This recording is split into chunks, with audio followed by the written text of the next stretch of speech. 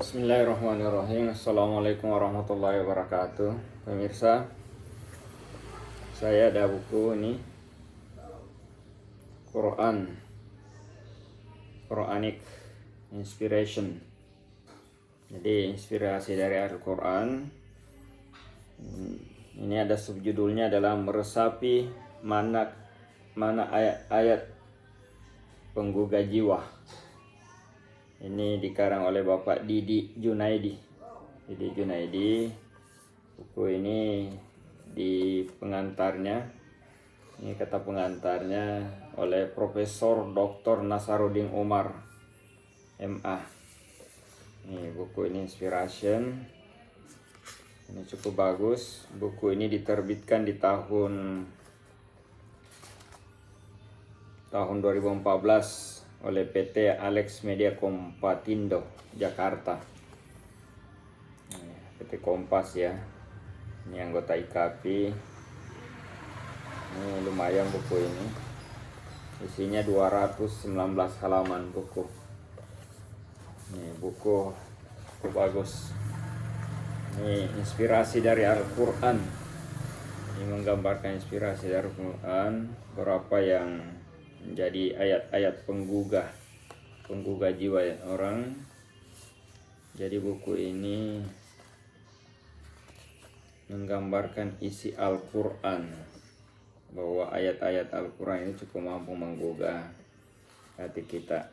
Baik pemirsa, kita akan coba melihat apa isi dari buku ini. Yang pertama di bab 1. Ini terbagi dari 7 bab ya buku ini.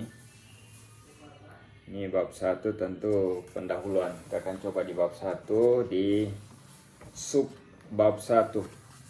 Apa yang dibahas ini adalah isi dari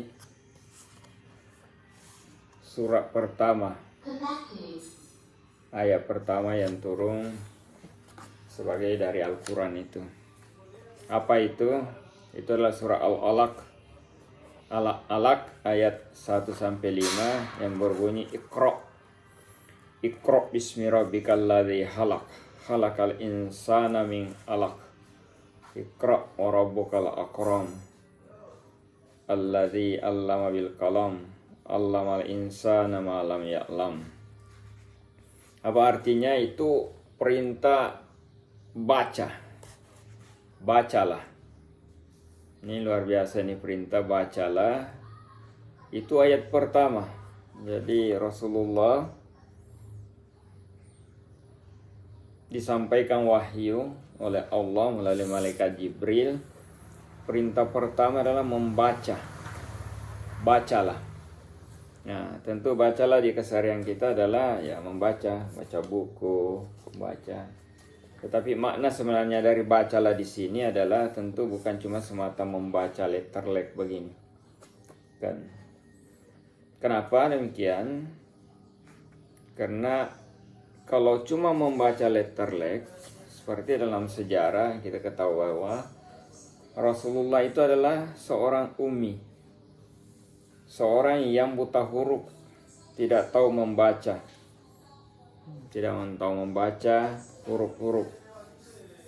Dia tidak tahu. Jadi dia seorang buta huruf. Kemudian diperintahkan untuk membaca. Ini kan kalau kita mengartikan sekilas, apa yang harus dibaca oleh Rasulullah. Nah, jadi tentu bahasa di Quran itu ketika disuruh bacalah, ketika Allah memerintahkan, ketika Allah memerintahkan bacalah, nah tentu bukan semata-mata untuk, sekali lagi, untuk letterlek membaca ini. Membaca dimaksud di sini, ada di sini, bahwa yang dimaksud itu membaca itu adalah keseluruhan dari, ada 2 sub pokok yang harus dibaca ini menurut buku di sini. Yang pertama bahwa yang harus dibaca adalah ayat Al-Quran itu sendiri, isi dari kitab itu sendiri yang harus dibaca. Isi ayat per ayat, surat per surat, juz per juz. Itu yang disebut ayat-ayat kitabiah. Ayat-ayat kitabiah isi dari kitab itu sendiri yang harus dibaca, dipahami maksudnya. Di situ terkandung perintah, di situ terkandung larangan. Kemudian ada namanya ayat-ayat kauniyah. Ayat-ayat kauniyah ini menurut Bapak Komarudin Hidayat, bahwa ada ayat-ayat kitabiah dan ayat-ayat kauniyah. Ayat kauniyah itu adalah ayat yang ada kaitannya dengan di luar kitab tersebut. Artinya itu meliputi kondisi alam, semesta alam. Itu yang disebut ayat-ayat kauniyah. Kondisi alam, bagaimana kondisi gunung dan lain sebagainya, harus kita baca, dimaknai, ditafsir, dan diresapi. Itu untuk mendapatkan pemahaman bahwa bagaimana si gunung tercipta, bagaimana si laut tercipta, bagaimana si batu-batu bisa menggelinding. Itu ayat-ayat kauniyah yang harus diperhatikan. Jadi bacalah di sini adalah tentu tafsirnya sangat luas. Terlalu kecil otak kita untuk memahami perintah Allah membaca. Tetapi itulah sepanjang pengetahuan. Ada berapa ahli, termasuk Bapak Komarudin ini melihat begitu, bahwa yang dimaksud membaca di sini adalah membaca ayat-ayat kitabiah dan ayat kauniyah itu. Kemudian ada lagi yang lebih penting, membaca ayat-ayat nafiyah. Ayat-ayat nafiyah ini ayat-ayat nafsiyah, maksudnya nafsiyah ini adalah menurut Pak Komarudin di sinilah yang tertulis dalam diri manusia yang harus dibaca.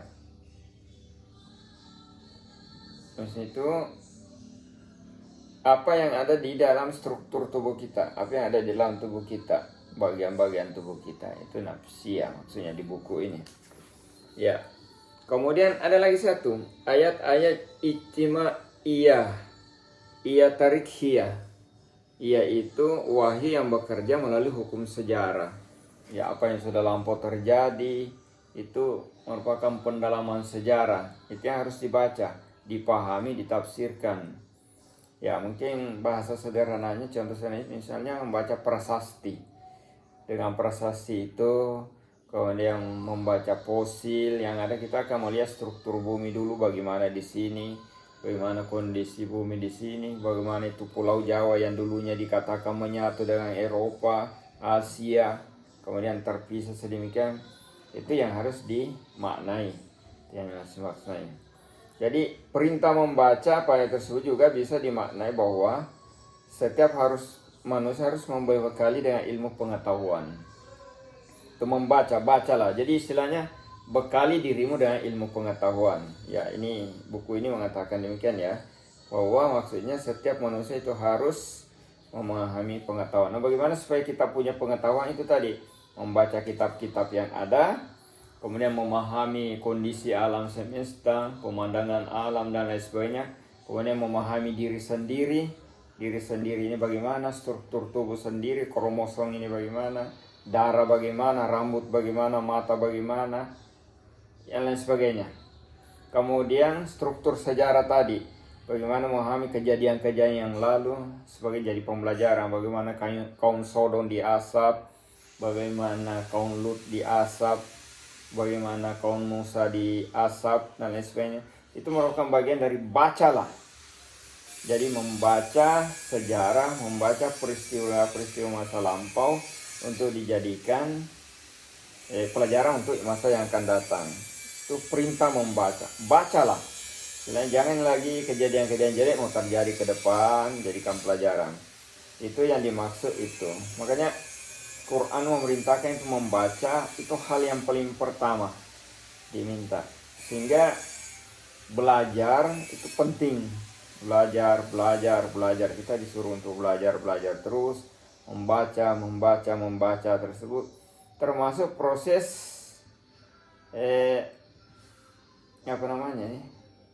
mengecek dan recheck kembali. ada istilah kalau di Quran atau di agama istilah tabayun. Bacalah. Itu kan membaca juga istilahnya. Kayak ada kejadian, ada satu berita apa? Tadi diperintah membaca dengan istilahnya tabayun lah. Tabayun, selidiki dulu, cari tahu dulu apa kejadiannya. Ya, itulah makna yang terjadi dari Al-Quran ini, makna-makna membaca itu. Jadi membaca itu sekali lagi bukan cuma letterlek, tapi di buku ini menjelaskan pengertian membaca itu secara lebih luas, bahwa cuma termasuk memaknai suatu, mempelajari sejarah, kemudian memahami kondisi tubuh kita, memahami pemahaman orang, itu membaca. Menyelidiki itu membaca. Berarti induk dari penyelidikan, induk dari pentafsiran dan lain sebagainya adalah membaca. Bacalah. Mungkin itulah yang menjadi dasar kenapa Al-Quran, ayat pertama Al-Quran yang turun harus kita diminta untuk membaca. Bacalah. Jadi ini luar biasa. Luar biasa. Iqra. Jadi apapun yang harus kita lakukan, baca dulu. Baca dulu. Baca dulu. Ketika kita mau ke toko, baca dulu. Pahami dulu apa yang kita mau datangi ke toko. Apa maksud tujuan kita ke toko. Baca harga. Baca, pahami apa yang kita naiki. Bagaimana cara menaiki itu kendaraan. Bagaimana cara turunnya. Itu bacalah dulu pedomannya. Kalau ada kendaraan baru, bagaimana mengendarai kendaraan yang baru, bagaimana mengoperasikannya, bagaimana memperbaikinya ketika ada masalah, bacalah. Jadi semua harus dibaca. Ketika ada masalah dengan anak-anak, pahami apa keinginannya, bacalah. Bacalah keinginannya. Jadi baca adalah induk dari semua mata pelajaran. Itu yang dimaksud mungkin di buku ini, yaitu Quran Inspiration. Ini Mbak Didi. Ini bagian pertama ya. Ini makna pertama yang harus mengenai bacalah. Jadi Bapak Ibu yang tertarik dengan buku ini lumayan. Ini membaca juga ini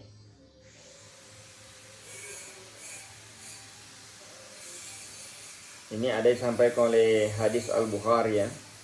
Al-Bukhari ini sampaikan kurang lebih artinya begini. Bacalah dengan menyebut nama Tuhanmu yang maha menciptakan. Dia telah menciptakan manusia dari segumpal darah. Bacalah dan Tuhanmu lah yang maha pemurah, yang mengajar manusia dengan perantaran kalam. Dia mengajar kepada manusia apa yang tidak diketahuinya. Jadi arti di Quran tadi dipertegas lagi hadis riwayat Al-Bukhari di sini. Jadi makanya luar biasa ketika diturunkan ayat ini, malaikat Jibril kan memeluk Rasulullah, kemudian bacalah. Rasulullah kan bingung, apa yang mesti saya baca? Bacalah 3 kali. Malaikat Jibril itu ternyata yang dimaksud tadi membaca itu setelah diberi pemahaman kepada Rasulullah, bacalah bahwa resapi, pahami, tabayunglah dan lain sebagainya. Ini luar biasa makna ini. Ini ayat pertama yang turun dari Al-Quran. Bacalah. Makanya seorang muslim ketika mendengar suatu berita, mendengar suatu cerita, perintahnya adalah tabayun. Tabayun harus ditindaklanjuti dengan memahami, mengecek dan sebagainya. Bagaimana cara mengeceknya? Tentu membaca situasi, membaca suasana dan lain sebagainya. Ya, demikian pemirsa bagian pertama dari buku Quranic Inspiration ini yang ditulis oleh Bapak Didi Junaidi. Insyaallah bisa bermakna. Itu inspirasi pertama dari Quran. Inspirasi pertama Quran kalau kita resapi adalah kata membaca. Begitu pentingnya itu membaca itu, sehingga Al-Quran diturunkan pertama kali dengan ayat Al-Alaq ini. Surah Al-Alaq, Iqra bismi rabbikal ladzi khalaq, khalaqal insana min 'alaq, Iqra wa rabbukal akram, alladzi 'allama bil qalam, 'allamal insana ma lam ya'lam. Bacalah dengan menyebut nama Tuhanmu. Ya, kita membaca dengan menyebut nama. Bagaimana cara menyebut nama? Bismillahirrahmanirrahim. Dengan nama Allah yang Maha Pengasih dan Maha Penyayang. Kita selalu minta petunjuk pada Allah untuk memahami sesuatu agar kita tidak tersesat. Ya, itu isi dari buku ini. Mudah-mudahan kita bisa berbagi buku ini. Insya Allah di episode berikut kita akan sampaikan lagi di bagian kedua, subbab kedua, yaitu adalah subbab kedua nanti kita akan sampaikan adalah berlindunglah kepada Allah. Jadi buku ini Al-Quran meminta kita itu berlindung hanya semata-mata kepada Allah, meminta hanya kepada Allah.